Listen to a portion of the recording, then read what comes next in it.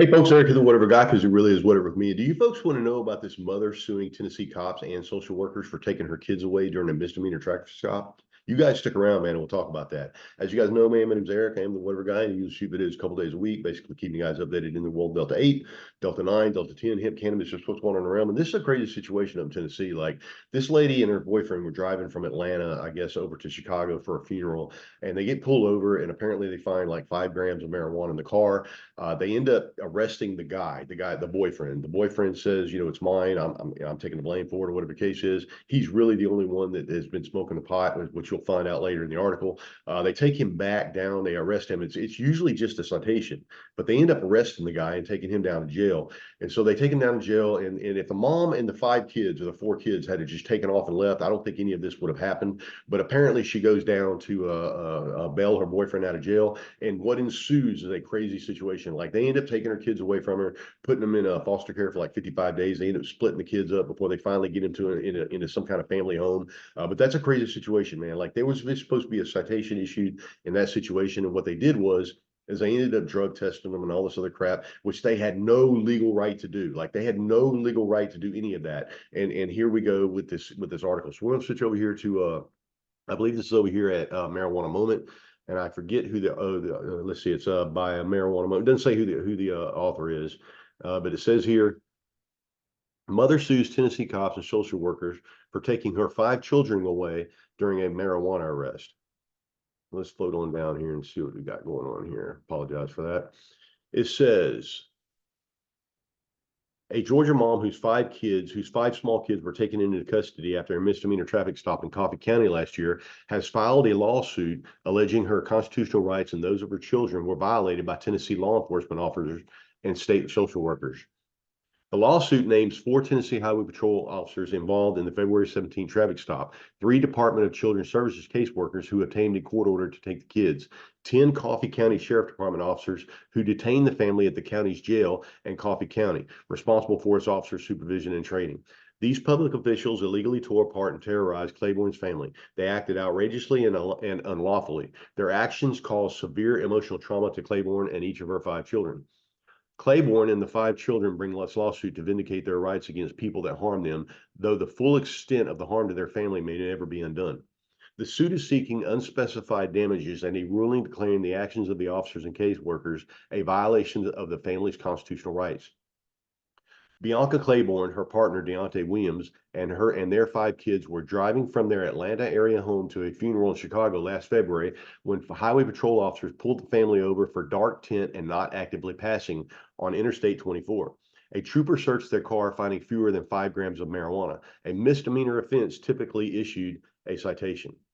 Instead, Williams was arrested, and after initially telling Claiborne she too would be arrested, troopers allowed Claiborne to leave with the children to head to the Coffee County Jail in order to post Williams's bond. But once she was there, Claiborne was confronted by 3 Department of Children's Services caseworkers in the jail's parking lot. Officers placed spike strips around the family's car. Then, after taking her kids inside to post bond for Williams, Claiborne's 5 children, a 4-month-old, breastfeeding baby, along with a 2, 3, 5, and 7-year-olds, were forcibly taken from her side. At a juvenile court hearing 6 days after the children were taken, the parents were asked to submit urine drug tests. While Williams tested positive for THC, Claiborne tested negative. The couple were then asked to submit hair follicle tests, which yielded a positive test result for methamphetamines, fentanyl, and oxycodone in both parents. Both parents denied they used the substance. The in-house rapid hair follicle tests are not admissible in court, according to the Coffee County Court's administrator.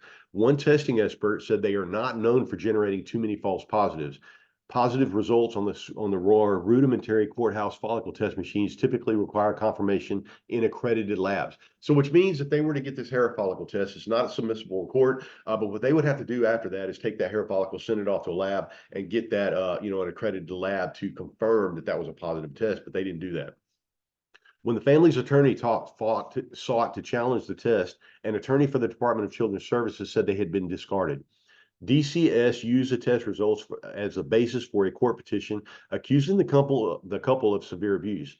The agency kept the children in foster care for 55 days, initially splitting the children between foster homes before they were placed in a family friend's home weeks later. The incident, first reported by the Tennessee Lookout, drew widespread interest and raised questions about whether the family was treated differently because they are Black. Before the family was reunited, the Tennessee NAACP and the Democratic legislators held press conferences demanding the children's release. What happened to Ms. Claiborne and her family is outrageous, said Tricia Hersfield, among the prominent national civil rights attorneys representing the family. Attorneys Abby Rubenfield and Anthony Orlandi are also representing the family. This lawsuit seeks to hold the officials involved accountable, and to some justice for this family. The lawsuit reveals new details obtained from the law enforcement dash and body cam footage about what transpired in the hours between the THP initiated the traffic stop and the forcible removal of the children from their mother's side hours later by Coffee County officers. The family pulled off the interstate into a nearby gas station after THP trooper Rupen Basaldua turned on his emergency lights behind them. Basaldua called in 2 other troopers to assist. For the next 2.5 hours, the family was detained at the gas station while the troopers conducted extensive searches of the car and its belongings and repeatedly interrogated both Williams and Claiborne, the suit said, on a cold and windy day. Officers found a small amount of marijuana in the car, typically a citation only offense under Tennessee law, but troopers decided to arrest both Williams and Claiborne. They told Claiborne the kids would be taken into DCS custody. She pleaded with them not to arrest her as the kids cried and screamed. Troopers told Claiborne it was already past that and called child welfare officials. Claiborne's children grew increasingly frantic. Her 5-year-old son wrapped his arms around her and said, Can mom not be arrested? Can my dad come? Please, I want my mom. Can I have my dad? Stop. I don't want to go. How are you going to eat?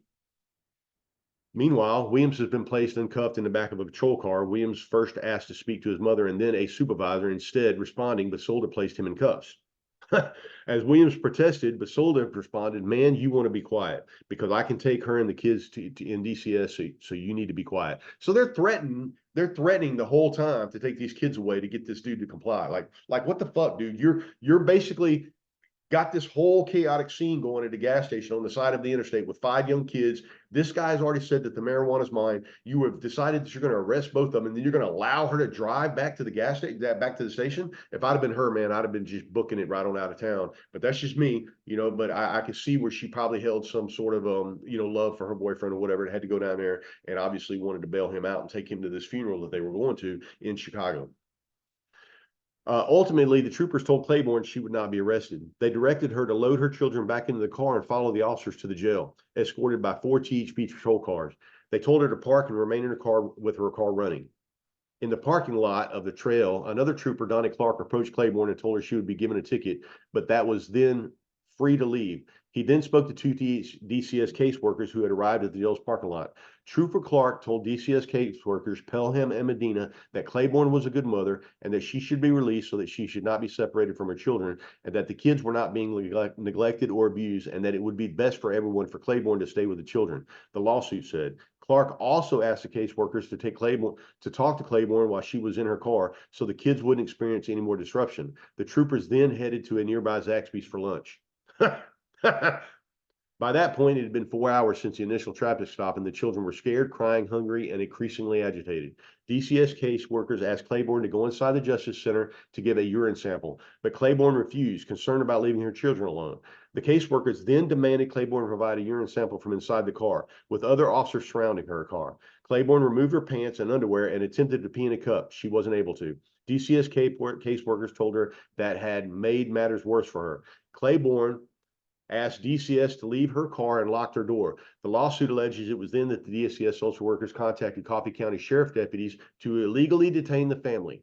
One officer placed spike strips around the car. At least 6 other Coffee County officers surrounded the vehicle. But Claiborne still had to bail her partner out of jail. She decided to take her children inside the Coffee County Justice Center, where she was told to sit on a bench with her children. Claiborne was held against her will and was not free to leave. While Claiborne was waiting, DCS attorneys held an emergency hearing with Coffee County Judge Greg Perry, obtaining an emergency order to take the children into custody. DCS did not tell Claiborne about the hearing held nearby, nor offer an opportunity to participate. The judge granted the emergency order at about 3 p.m., 6 hours after the initial stop. There were no witnesses at the hearing, nor is there any transcript of what transpired. Guys, This is a crazy, crazy, crazy situation right here. Like this lady had to go inside the jail. She's been told, oh, you can leave, but then they get her inside the jail and they basically make her sit on this fucking bench 6 hours later while this court case is going on. Like this court hearing is going on behind closed doors so that they can take her kids away. Like she didn't even get an opportunity to participate in the thing. Like that's crazy. After DCS obtained the order, 6 uniformed officers approached and physically restrained Claiborne as she sat on a bench, then took her children away from her side, loaded them into a white truck, and drove away. The next 55 days. The children were initially placed in foster homes for the next month. Claiborne was prohibited for visiting them. She was allowed only 2 video calls per week. The lawsuit details the emotional trauma experienced by the Claiborne and her children in the 55 days they were separated. Claiborne's breast milk dried up. She suffered from anxiety, depression, and mental anguish, began having panic attacks, and saw a doctor and a therapist. She rented a hotel room in Tennessee in order to be closer to her kids and fight for her children. The children were removed to new foster homes, something Claiborne would only learn later. Then a month after they were taken from their family, DCS agreed to place them together with a friend of the family, who agreed to become an emergency foster home. The couple fought for the return of their children in a Coffee County courthouse juvenile court over the coming weeks. The children cried, feared they would never see their parents again, and suffered from being separated from their siblings. Even after they were returned, the kids have displayed signs of trauma. The couple's now 6-year-old begs his mother, please don't let them please don't them come back and take us. But please don't let them come back and take us. He experiences nightmares and wets his bed. Another child has a visceral reaction to seeing police. The children returned to the couple April 13th. The misdemeanor citation against Claiborne was dismissed. Williams pled guilty to a misdemeanor. The DCS case has been closed. The lawsuit claims that the DCS caseworkers, THP troopers, and Coffee County law enforcement violated the Fourth Amendment in Tennessee law by unlawfully detaining Claiborne for hours. By law, once the troopers decided to cite Claiborne for simple possession of marijuana, she and her children were legally free to leave. It alleges DCS caseworkers had no legal basis to demand Claiborne remove her pants and underwear in order to provide a urine sample, and it accuses each named officer and caseworker of taking actions directed at breaking up and or unreasonably interfering with the family's relationship between Claiborne and her children. Due to pending litigation, the Department of Safety and Homeland Security declines comment at this time. A spokesperson for the state agency that oversees Tennessee Highway Patrol said Thursday. The Department of Children's Services and Coffee County Sheriff's Department did not respond to requests for comment. I don't think that they would be responding for requests for comment either, man. That's a crazy situation right here. Like those caseworkers acted like they were fucking cops and decided I'm glad that I wasn't there, because I promise you I would be in jail for a very long time. That's a crazy, crazy situation. I'm really happy that this lady got her kids back. 5 grams of marijuana is not any reason to take anybody to jail, much less go through all of this crap that they went through. I hope she burns that fucking county down. I hope she burns Claiborne County down, or whatever county that was in. I hope she burns it down, and I hope they have to pay her a lot of money, and I hope that I come back on a video in a couple months and tell you that she succeeded. All right, folks, whatever guy signing off, and I'll talk to you guys later, man. Love you. See you.